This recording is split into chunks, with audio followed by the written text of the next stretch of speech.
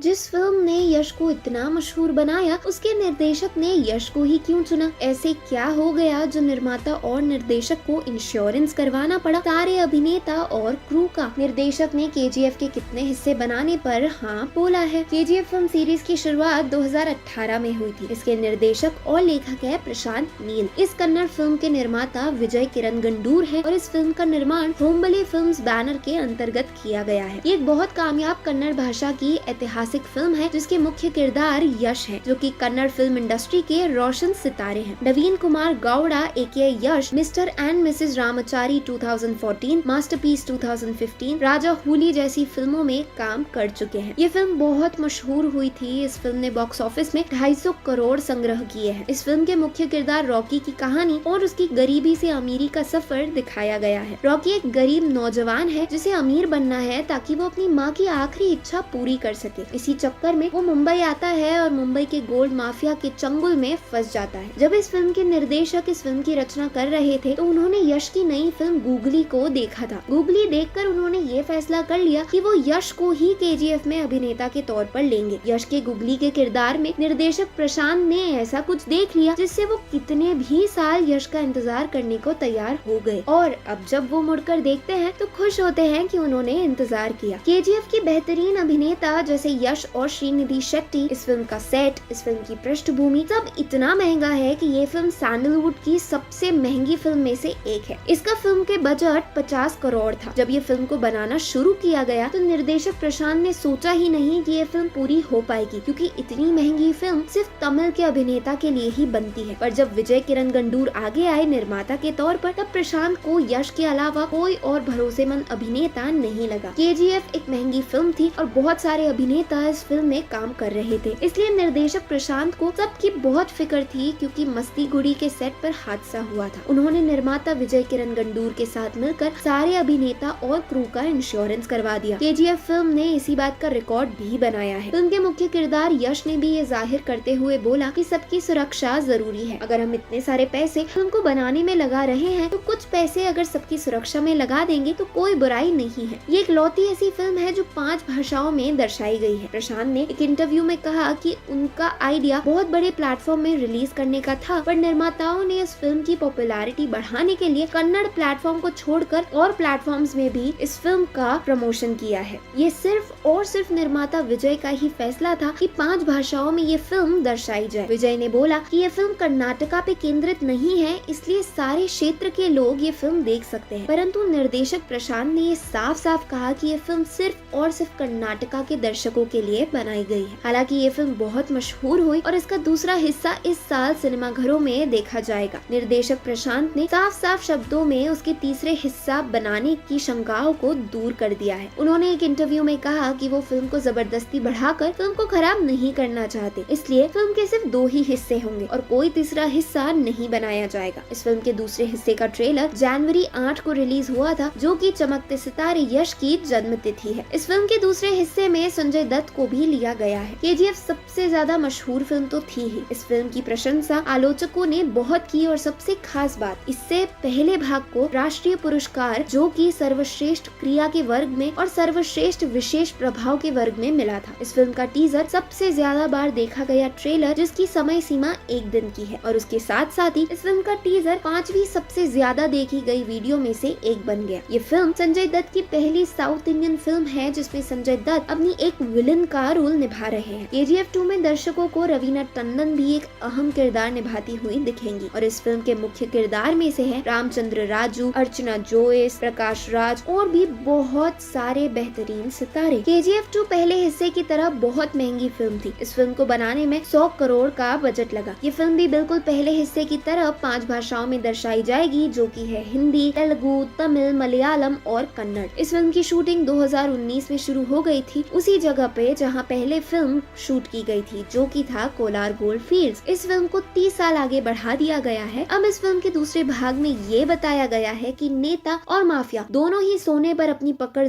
आजमाना चाहते हैं।